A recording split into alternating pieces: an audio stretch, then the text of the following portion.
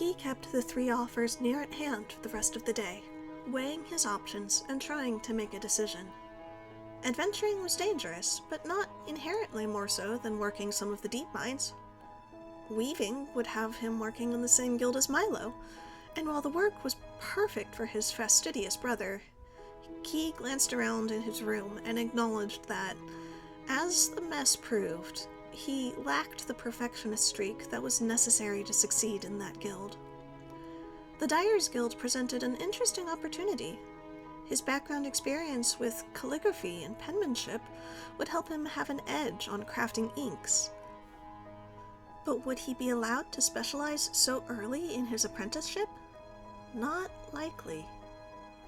Around and around and around, Key's thoughts chased each other. He performed his normal errands for Milo and completed a pair of petty tasks from the notice board by the well. Mama Neary gave him an extra coin for his birthday when he finished writing the letter she dictated to him, then instructed him to spend it on something special for himself. Her gaze was still sharp behind her blind eyes, and he tucked his head when she commented on his distraction.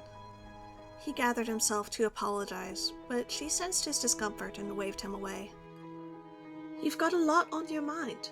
Today, of all days, your distraction is entirely understandable.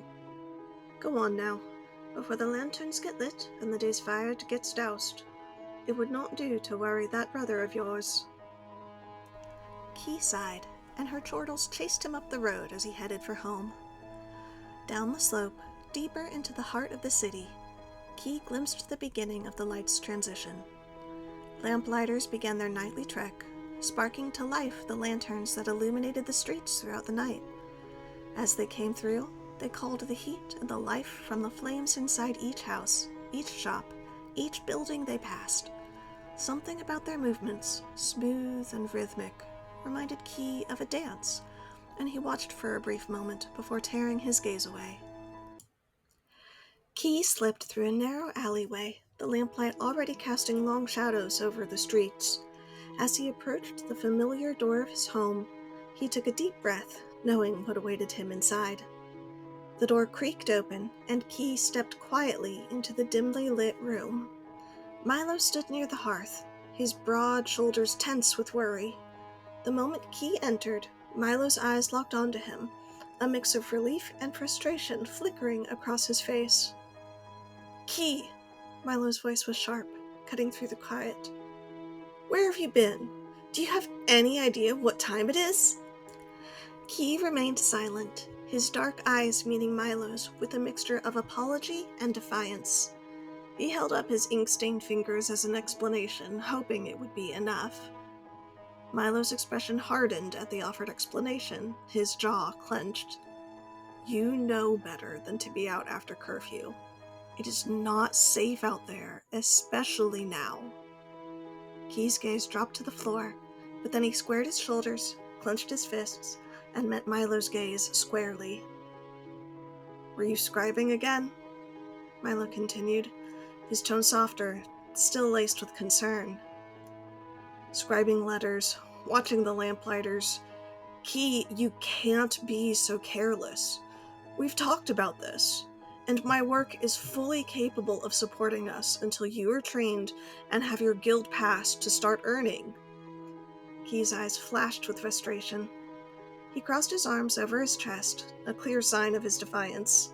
His mind raced with the familiar argument, knowing Milo's protectiveness stemmed from his concern for Key, yet feeling suffocated by the overbearing expectations. Milo took a step closer, his voice dropping to a near whisper. "You think I don't know what it's like out there?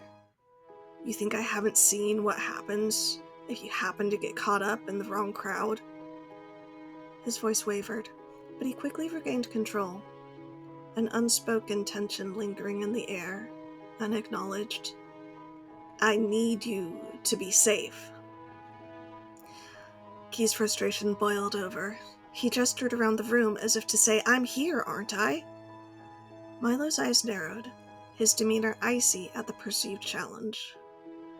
"You're all I've got, Key." His voice cracked, the vulnerability in his words cutting deeper than any reprimand. I can't lose you too. Key let out a breath and begrudgingly nodded, a silent promise to be more careful hanging in the air between them.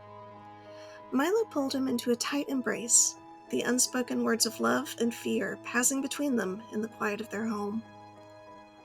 As Key pulled away, he glanced back at his ink-stained fingers, a small reminder of the life that was now out of his grasp. Milo's eyes softened, and he gave Key a resigned nod. Just be careful, all right? Milo said, his voice a mix of resignation and hope. We'll talk more later. Key nodded once more before following his brother into the dining room, the weight of his brother's expectations and fears leaving a bitter taste in his tongue.